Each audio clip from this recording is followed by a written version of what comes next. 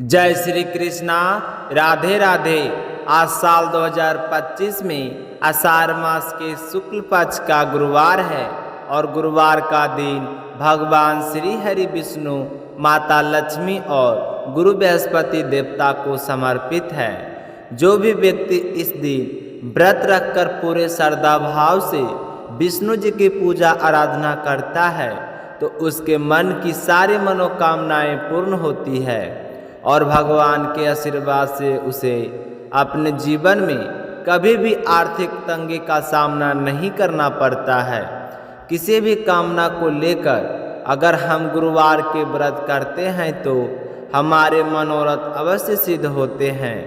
तो इस पावन अवसर पर अपने सुनते हैं गुरुवार व्रत कथा को श्रद्धा भाव से पूरा सुनना, हुंकारे भरते हुए कथा को लाइक करना, ज़्यादा से ज़्यादा व्रत रखने वालों में शेयर करना और शीला भक्ति चैनल को सब्सक्राइब करना बिल्कुल भी मत भूलना। भगवान के आशीर्वाद से आपके सारे मनोरथ पूर्ण हो। एक बार एक नगर में एक बड़ा व्यापारी रहता था। वह जहाज़ों में माल लदवाकर दूसरे देशों में भेजा करता था। वह जिस प्रकार अधिक धन कमाता उसी प्रकार जी खोलकर दान भी करता था, परंतु उसकी पत्नी अत्यंत ही कंजूस थी। वह किसी को एक दमड़ी भी दान नहीं करती थी और व्यापारी से भी ऐसा करने के लिए मना किया करती थी। एक बार वह सेठ व्यापारी दूसरे देश के व्यापार करने को गया हुआ था तो पीछे से गुरुदेव ने साधु भेष में उसकी पत्नी से भिक्षा मांगी। तो व्यापारी की पत्नी ने गुरुदेव से कहा कि साधु महाराज, मैं तो इस दान पुण्य से तंग आ गई हूँ। आप कोई ऐसा उपाय बताइए जिससे हमारा सारा धन नष्ट हो जाए और मैं आराम से रह सकूँ। मैं इस तरह धन लूटता हुआ नहीं देख सकती।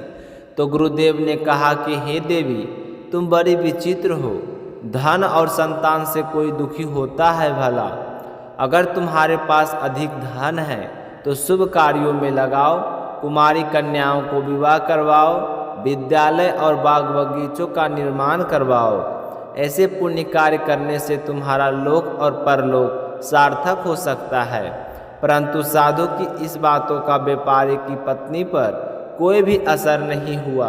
वह तो बिल्कुल भी खुश नहीं हुई। उसने कहा कि साधु महाराज, मुझे ऐसा धन नहीं चाहिए जिसे मैं हमेशा दान करती रहूं।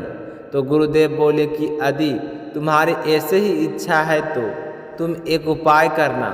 7 बृहस्पतिवार तक घर को गोबर से लिपना, अपने केशे को पीली मिट्टी से धोना, केशों को धोते समय स्नान करना और व्यापारी से हजामत बनवाने को कहना। भोजन में मांस मदिरा खाना, कपड़े अपने घर पर रोजाना धोना और गुरुवार के दिन अवश्य धोना। ऐसा करने से तुम्हारा सारा धन नष्ट हो जाएगा। इतना कहकर गुरुदेव तो वहाँ से अंतर्ध्यान हो गए। व्यापारी की पत्नी ने जैसे गुरुदेव कहा था उसके अनुसार 7 गुरुवार तक वैसा ही करने का निश्चय किया और जैसा साधु बताकर गया था वैसा ही करने लगी। केवल 3 गुरुवार बीते थे कि उनकी सारी धन संपत्ति नष्ट हो गई और वह परलोक सिधार गई। जब व्यापारी वापस आया तो उसने देखा कि उसका सब कुछ नष्ट हो चुका है और बेटी अकेले ही बैठी रो रही थी। तो व्यापारी ने अपनी बेटी को दिलासा दी और उसे लेकर दूसरे नगर में जाकर बस गया। वहाँ जंगल से लकड़ी काट कर लाता और शहर में बेचता। इस तरह वह अपना जीवन यापन करने लगा। एक दिन व्यापारी की बेटी ने अपने पिताजी से कहा कि पिताजी, मुझे तो दही खाना है। लेकिन व्यापारी के पास तो दही खरीदने के लिए पैसे नहीं थे। लेकिन वह अपनी बेटी को कहकर गया कि बेटा, मैं तुम्हारे लिए दही लेकर आऊँगा। ऐसा कहकर वह जंगल में लकड़ी काटने चला गया। वहाँ जाकर एक पेड़ के नीचे बैठकर अपनी पूर्व दिशा पर विचार करके रोने लगा। उस दिन गुरुवार था, तभी वहाँ पर गुरुदेव साधु के रूप में प्रकट हो गए और सेठ के पास आए और बोले कि हे मनुष्य, तो इस जंगल में किस चिंता में बैठा है? तब व्यापारी बोला कि हे महाराज, आप तो सब कुछ जानने वाले हैं। इतना कहकर व्यापारी ने अपनी सारी कहानी साधु महाराज को सुनाई और रो पड़ा। तो गुरुदेव बोले कि देखो बेटा, तुम्हारी पत्नी ने गुरुदेव का अपमान किया था, इसी कारण तुम्हारा यह हाल हुआ है। लेकिन अब तुम्हें किसी प्रकार का भय नहीं है। तुम चिंता मत करो। तुम गुरुवार के दिन बृहस्पति देव का व्रत करो। 2 पैसे के चने और गुड़ लेकर जल के लोटे में शक्कर डालकर वह अमृत और प्रसाद अपने परिवार और सदस्यों तथा कथा सुनने वालों में बांट दो। स्वयं भी प्रसाद और चना अमृत को ले लेना। भगवान तुम्हारा अवश्य कल्याण करेंगे। तो साधु की बात सुनकर व्यापारी बोला कि हे महाराज, मेरे पास इतना धन नहीं है। मेरे पास तो इतने पैसे भी नहीं हैं कि मैं अपने बेटी को दही ला कर दे सकूं। तो साधु बोले कि तुम लकड़ियां बेचने के लिए आज शहर में जाओगे तो तुम्हें लकड़ियों के दाम हमेशा से 4 चौगुने मिलेंगे, जिससे तुम्हारे सारे कार्य सिद्ध हो जाएंगे। तो यह सुनकर लकड़हारा बना व्यापारी बहुत ही खुश हुआ। जल्दी जल्दी लकड़ियां काटी और शहर में बेचने के लिए चल पड़ा। उसकी लकड़ियां अच्छे दाम में बिक गई, जिसने उसने अपनी पुत्री के लिए दही लिया और गुरुवार की कथा हेतु चना और गुड़ लेकर कथा की और प्रसाद बांटकर स्वयं भी प्रसाद खाया। उसी दिन से उसके सभी कठिनाइयां दूर होने लगी। परंतु जैसे ही अगला गुरुवार आया तो वह तो व्रत करना भूल गया। अगले दिन वहाँ के राजा ने एक बड़े यज्ञ का आयोजन किया था। उसने पूरे नगर के लोगों के लिए भोज का आयोजन किया था। राजा की आज्ञानुसार पूरा नगर राजा के महल में भोजन कर लिए, लेकिन व्यापारी और उसकी पुत्री थोड़ा विलम्ब से पहुँचे।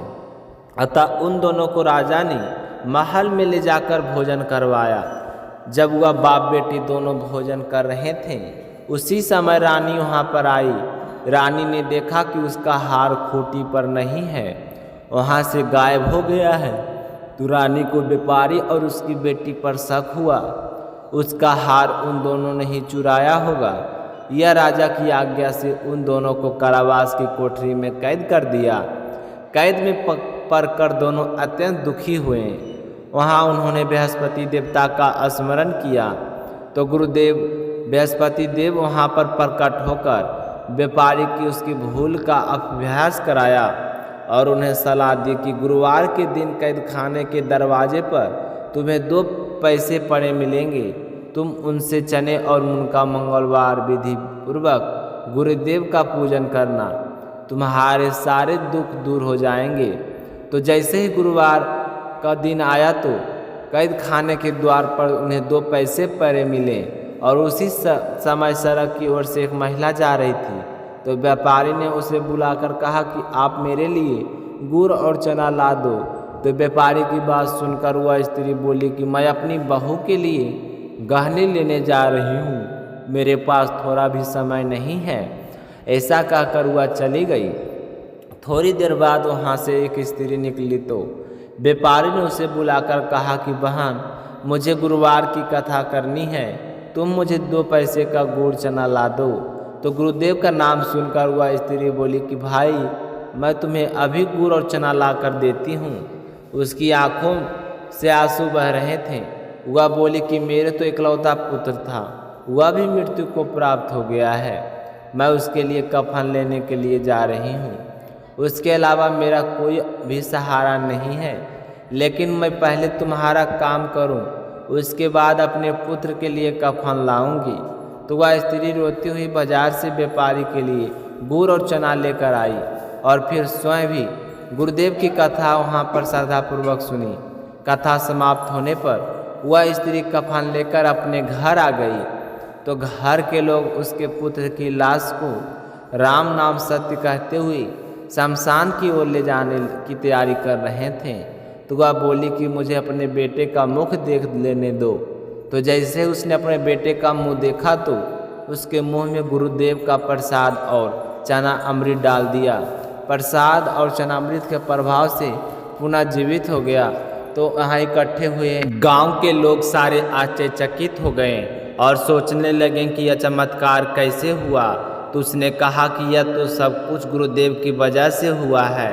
और जो पहली स्त्री थी जिसने गुरुदेव का प्रसाद लाने के लिए मना की थी, जब वह अपने पुत्र का विवाह हेतु पुत्र वधू के गहने लेकर लौटी थी और जैसे उसका पुत्र घोड़ी पर बैठ के निकला था, वैसे ही घोड़ी ने ऐसी छलांग मारी कि उसका पुत्र घोड़ी से गिरकर मृत्यु को प्राप्त हो गया।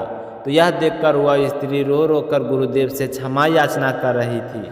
तो उसकी याचना से गुरुदेव वहाँ पर साधु के भेष में पहुँच गए और कहने लगे कि देवी, तुम्हें अधिक विलाप करने की आवश्यकता नहीं है। यह सब कुछ गुरुदेव का अनादर करने का कारण हुआ है। तुम अब वापस जाकर मेरे भक्त व्यापारी से क्षमा मांगकर कथा सुनो, तभी तुम्हारी मनोकामना पूर्ण होगी। तो साधु के कहे अनुसार वह स्त्री जल्दी से जेल में गई और वहाँ जाकर व्यापारी से माफ़ी मांगी और कथा सुनी। कथा के उपरांत वह प्रसाद और चना अमृत लेकर वापस घर आ गई और घर आकर उसने चना अमृत अपने मित्र पुत्र के मुख में जैसे ही रखा तो चना अमृत के प्रभाव से उसका पुत्र जीवित हो गया। तो वह बृहस्पति देवता का धन्यवाद करने लगे और संकल्प लिया कि अब से मैं भी गुरुवार के व्रत किया करूँगी। और उसी रात में बृहस्पति देव राजा के सपने में आए और राजा से बोले कि हे राजन, जिस व्यापारी और उसकी पुत्री को तूने जेल में बंद कर रखा है वह बिल्कुल निर्दोष है। तुम्हारी रानी का हार वहीं खूंटी पर टंगा है। तो सुबह हुई तो राजा ने देखा कि रानी का हार तो वहीं खूंटी पर लटका रहा था। तो राजा ने उसे व्यापारी को